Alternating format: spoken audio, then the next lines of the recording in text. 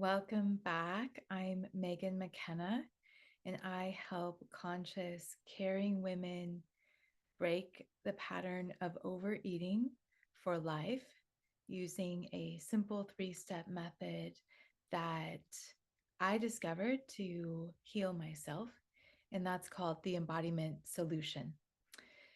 Today, we are talking about nighttime eating, eating after dinner, eating at the end of the day to wind down. Everyone else has gone to sleep. And whether that's snacking, binging, eating after dark.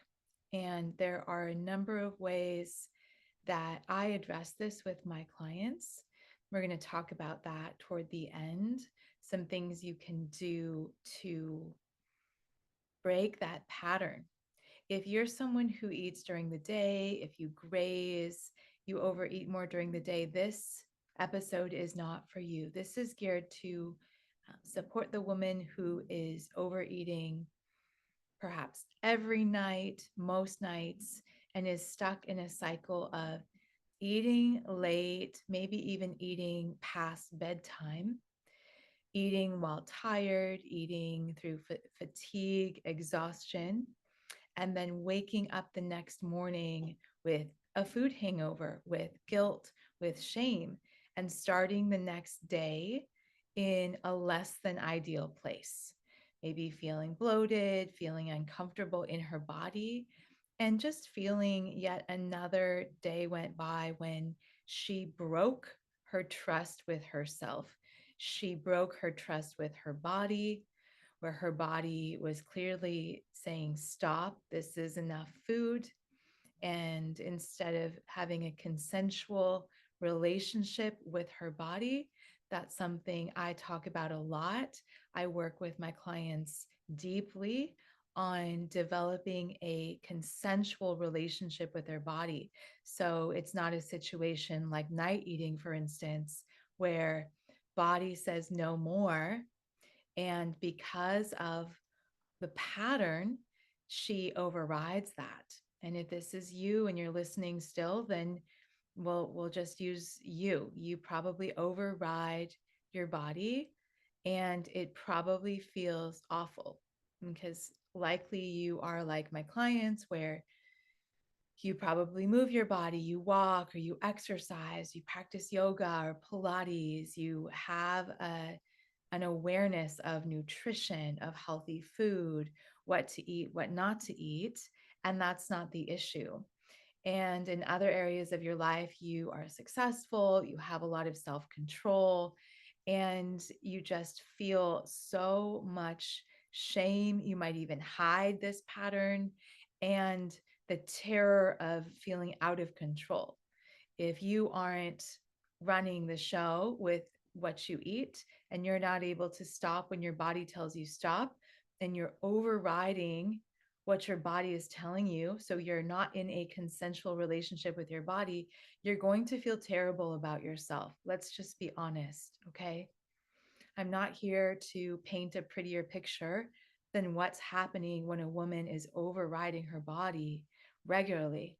She has no self respect, because to respect ourselves, we need to be able to show up for ourselves in a way that we feel good about. She has no self trust because, as with other relationships, any relationship, the foundation is feeling a sense of trust. Like there's a way of, we do what we say we're going to do, right? We follow through with what we promise. And for this woman who struggles with overeating, she's someone who shows up for others. She's solid in relationships. She's solid in her friendships and with her children, with her clients, but she's not solid for herself. And on the inside, she is so disturbed by this. She's usually disgusted with herself. Oftentimes, she's disgusted by what she looks like, not even so much because of the body image stuff, but mostly because she knows deep down that the way she looks, if she has extra adipose tissue, extra weight on her body, is a result of living in a non consensual relationship with her body. and she's just terrified because she feels out of control. Okay. And the nighttime is a specific kind of overeating, a specific kind of overriding that is in a lot of ways creating the deepest metabolic issues, right? Because we're eating at nighttime, and there's a whole area of study around that. But it's also creating the deepest harm because those moments before bed, those last minutes and hours before bed, how we are is going to impact our sleep time, our dream time, and it sets the tone for the next day. In sacred texts, a lot of times the idea of the day starts the evening before, and that's when it all starts. And so the woman who overeats regularly at night, she's setting her next day up to already be ruined before it even starts. And she usually wakes up feeling not only physically unwell, but also mentally foggy, right? There's a lot of times there's emotional disturbances that aren't actual emotions. They're manufactured emotions coming from the blood chemistry and the way the overeating is shifting her hormones, disturbing her internal state. And so there's a lot of emotions that aren't even just based on what she's feeling, but there's also that emotion of what she's feeling that she stores and stashes in her body because she wants to numb because it's too much. And so, if you're still with me, still listening, I just want to say if this is something you experience, it's not your fault. You aren't messed up. It's not hopeless. Even if you've been doing it for 20 years, 40 years, 5 years. For me, it was years and years. And my overeating pattern started at 5 years old.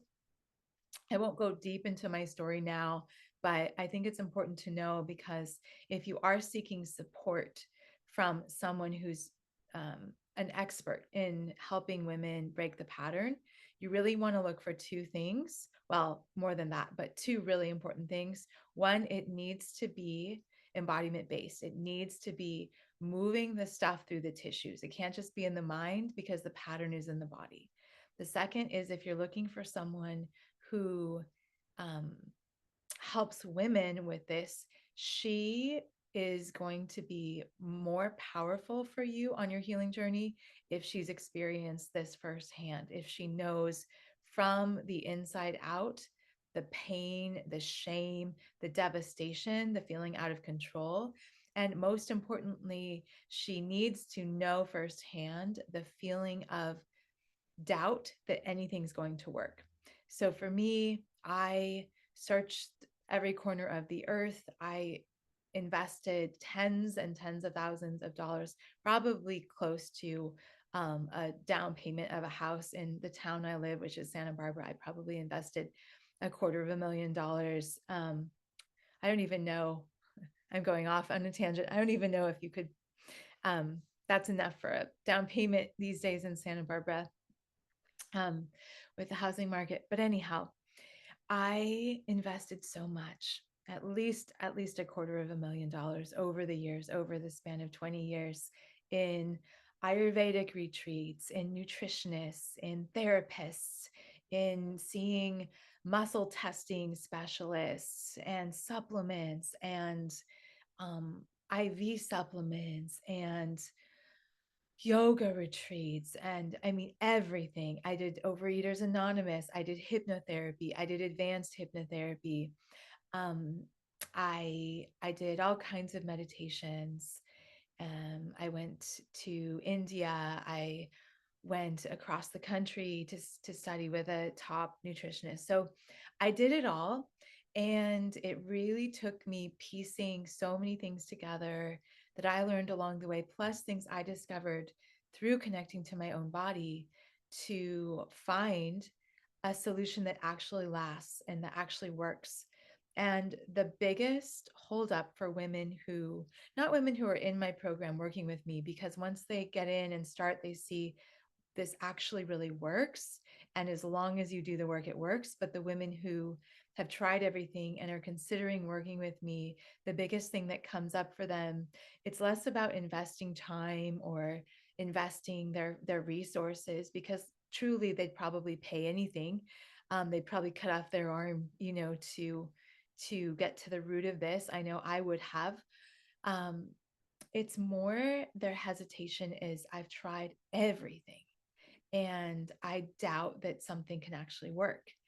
And that doubt is something that I came up against, especially with nighttime eating, because it's such an ingrained pattern.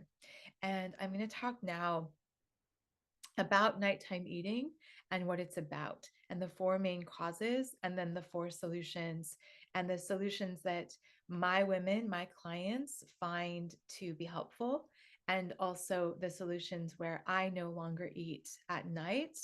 I generally don't even eat after sundown, and I don't binge at night. I don't binge at all.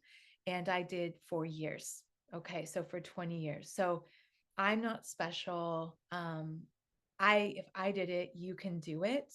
And I've also seen so many women walking alongside them break this cycle for good, all ages from 29 to 65. So it's possible. Okay, let's talk about nighttime eating and why it happens. The biggest thing I notice is it's a mother wound. So that's one piece of it. If you're looking at me saying, or listening to me saying, Megan, I had a wonderful mother, so it's not that, then we'll get to that, because there are three other contributors. But the mothering that we need at night, as adults even, is really, really special. It's really important. And there's a practice I teach my clients to do, where they actually learn to create a nurturing environment in their own mind, in their own heart, with their self-talk, with their embodiment practices. But for a lot of women, they didn't have a warm, loving mother, or they have an abandoned wound, or they were neglected, or they didn't know their mom, or they were adopted, or their mom's a narcissist or a sociopath. And what I teach my clients, and this is also what's really helped me in my journey, is there's all that happened and we can focus on that, but we can focus on what we're creating. And that's what we shift. And that's where therapy falls short, is there's a lot of talk and process about what's happened. And I don't think that's that's not valuable. It's valuable. There's a time and a place for it. However, for becoming the woman that doesn't have any struggles with food or overeating or nighttime eating, we need to turn toward where we're going, as opposed to look back to where we came from. So it's inner mothering, which is that warm, nurturing presence. And food can be that, right? Our first food is breast milk. It's symbolic of the bosom we need to feel nurtured at night. Every human does.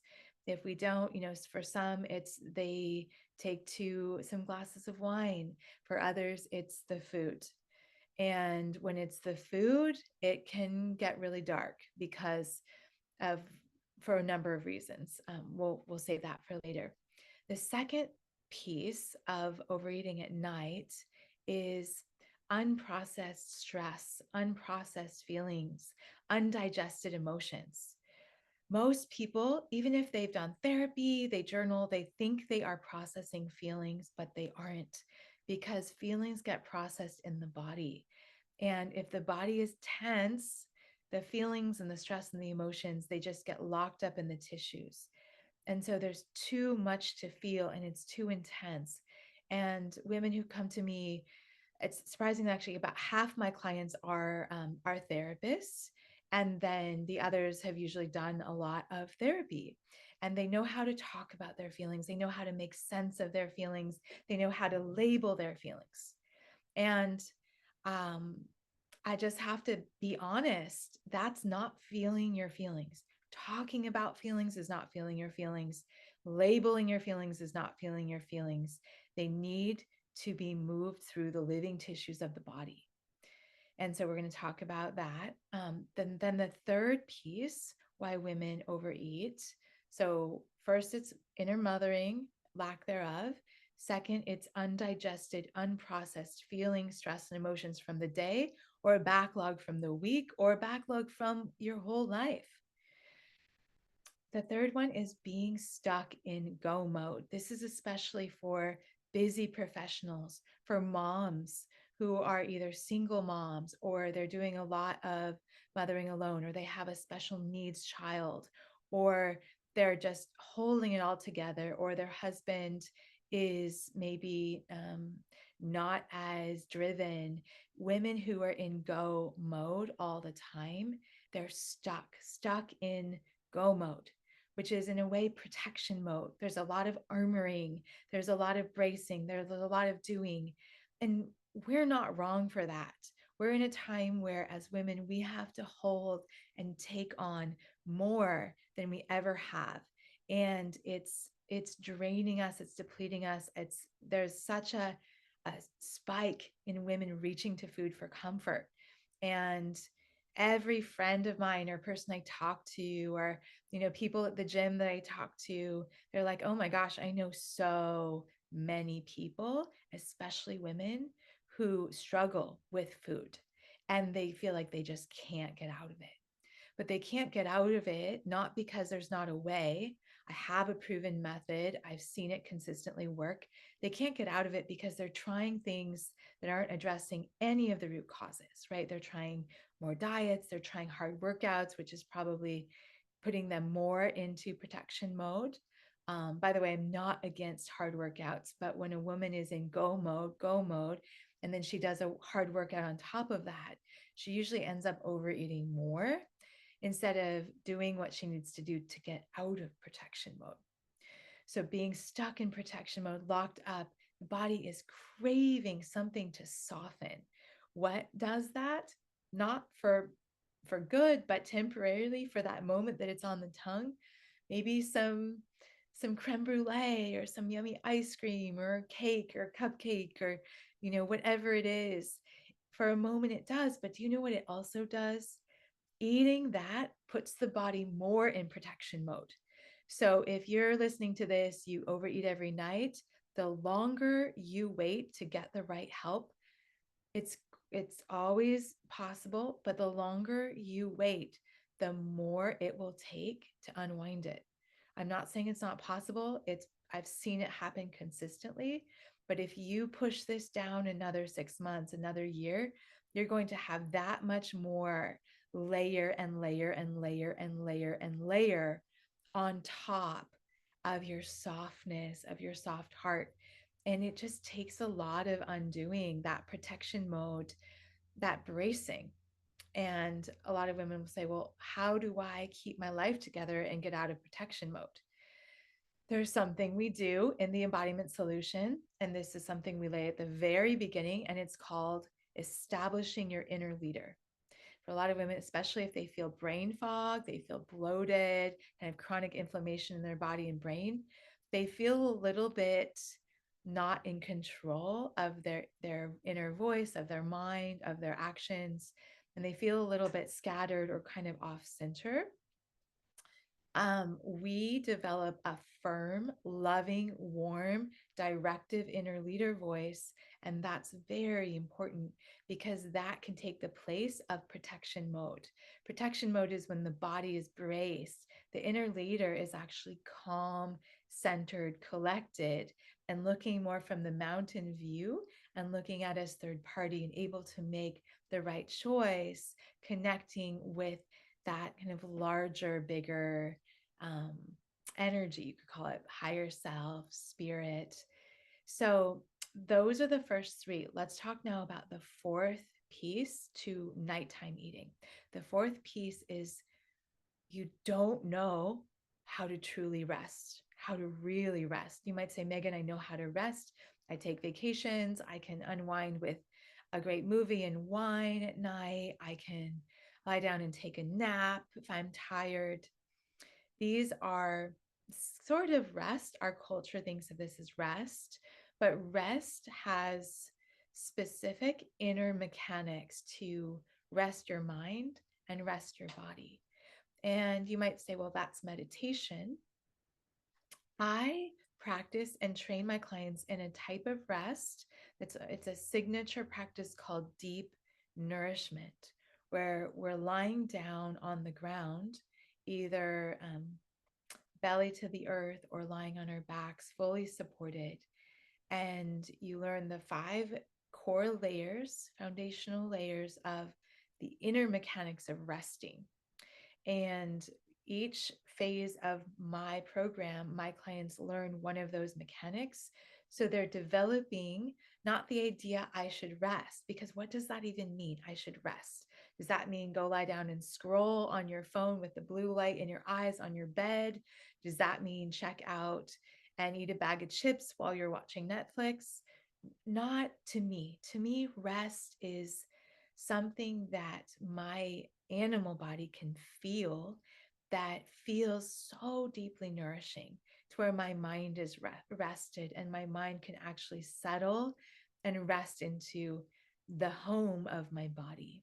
And it's also a resting of the heart. So the inner mechanics of rest are so important for nighttime, because if we've been going all day, rushing kids to school or going from one client to the next, running errands, work life, all of that, we are not in rest mode when we are at the end of our day. And that transition from, I call it from alpha to omega, from doer to more spaciousness and being, that transition is so crucial.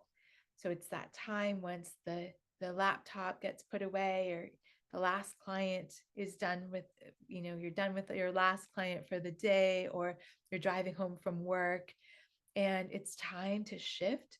Most women don't do that. What do? They either, and this is not from judgment, this is just, this is what we do, right? Either start snacking, start eating, or pour a glass of wine, or zone out with the TV or with the phone. And the thing about that is it's more check out. It's like numb out, check out versus actual nourishment. And so when we learn the pathways of true nourishment, the pathways of truly resting, the reach to food, because we don't know how to actually rest, we're trying to rest and relax through all that food. And then you know what happens? We eat when we're not hungry, we get more stressed, our body's more stressed, because it's a lot of stress, it's a lot of damage. And unfortunately, the body positivity movement, the food freedom movement is not talking about this. It's not PC to talk about this, but I think it's important that we are honest about the fact that overeating chronically creates a lot of damage to the body. My body has still is still experiencing the repercussions of 20 years of chronic overeating. Now, thank goodness I stopped overeating a long time ago, so my body's a lot healthier than I would be, but there is damage. And if we don't address that, I know I see it, especially once women get into menopausal years, it can really create a lot of problems. And then don't get me started on then they'll think I'm going to go do GLP-1s or liposuction or some kind of crash diet. And that doesn't address any of it, right? That doesn't address any of what's actually happening. And that usually just makes matters worse eventually. So we have the 4 main causes of nighttime eating. We have inner mothering, lack of it. Okay. So not feeling nourished, nurtured, loved, embraced. And there's a way that women in my program learn how to, like, energetically, with their inner voice, with their environment in their home, with their nighttime rituals, routines, they give themselves that warmth that a mother would give her little one. So that's the first thing that will solve the lack of inner mothering. The second thing I guide my clients to do is to process stress and feelings and learn very specific embodiment practices with So I also created the AMBA method. It's an embodiment method, and we use 5 main practices: breath. We have 24 breaths in my program.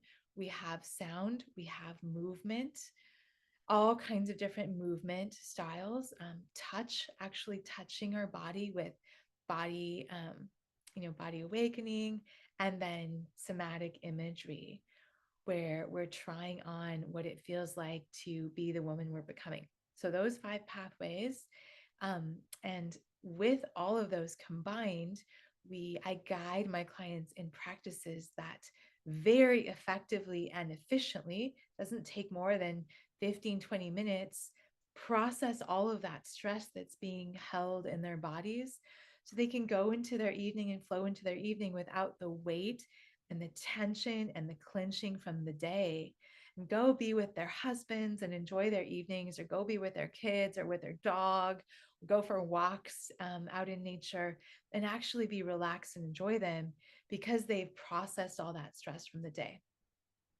The third thing I teach my clients inside of the embodiment solution is getting themselves out of go mode and protection mode, learning how to transition from doer, goer, holding it all together to a softer way in the evening. Because if we're not in that softer space and we're in the few hours before bed, our system, through its brilliance, through its intelligence, is going to try and find that through food. And food's going to do the opposite, but it seems like a good idea. And that's why I always say to women who have been struggling with this for years and are still struggling, you're not broken. You're not going to be messed up forever. You just haven't had the right help. You haven't gotten the right support, and you probably don't have a community. And that's also very, very important as well, so that you can see, one, that you're not the only one, that people struggle with the same thing, but also the women who are ahead and down the road. And now I have in my community, we have graduates of my program that continue on, and women can see, wow, this is really possible. So it is possible. You're probably stuck in protection mode if you're doing this regularly, meaning nightly or multiple times a week.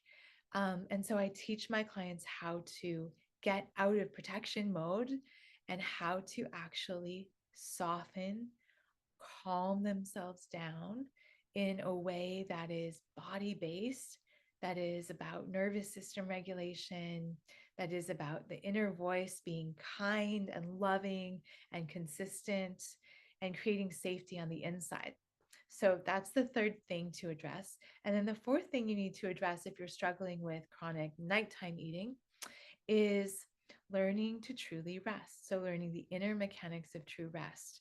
Like I said, I have actually six layers of those mechanics in my program for for women who are walking that journey with me.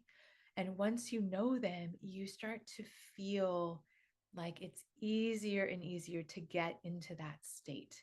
And really, you become a super rester. You learn how to rest, and then you start to gain the wisdom to know when you need to rest. And a lot of my clients, if they have a busy day, they'll do deep nourishment midday at their lunch break or at 3 o'clock in the afternoon. And they'll start to unwind some of that stress that has built up through their day. Even 10, 15 minutes of that pause can help them so, so much.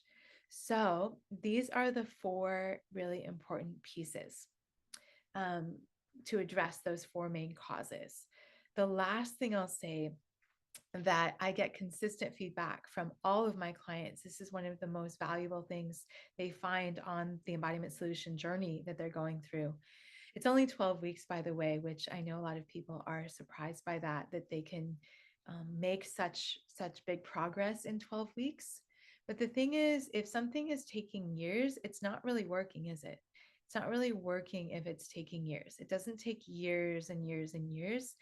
It just takes having the exact right things and a somatic based approach that is addressing all layers of the being. So if it doesn't address both the physical and the mental and the emotional and the spiritual layers of the being, it's not holistic enough. This needs to be have the full arsenal to address every single layer of the woman, because we are multidimensional beings. And so the last thing, what I was saying is there are realignment steps. And for my clients, I have a basic set of realignment steps. And as they get farther along, there's a more advanced set.